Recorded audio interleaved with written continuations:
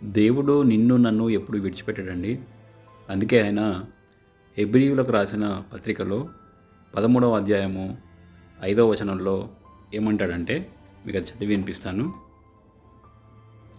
ధనాపేక్ష లేని వారై కలిగిన వాటితో తృప్తి పొంది ఉండుడి.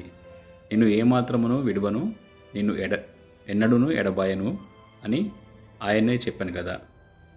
ఇది అంటే ధనాపేక్ష అంటే మనకెంత డబ్బున్నా ఇంకా సంపాదించాలంటే ఆశ కలిగి మనం జీవించకుండా ఉన్నంతలో సంతోషంగా నిత్యము దేవుణ్ణి మహిమపరుస్తూ ఆయన చూపించిన మార్గంలో నడుస్తూ ప్రార్థన రూపంలోనూ ఆరాధన రూపంలోనూ ఆయన గణపరుస్తూ మన జీవితాలు ఇంకా మెరుగుపరుచుకొని భక్తి విషయంలో దినదినాభివృద్ధి చెందుతూ మనము ఆయన ఎప్పుడు కొలుస్తూ ఉండాలి. అప్పుడు ఆయన నిన్ను నన్ను ఎప్పుడు విడిచిపెట్టి ఉండడు అని చెబుతున్నాడు ఇక్కడ.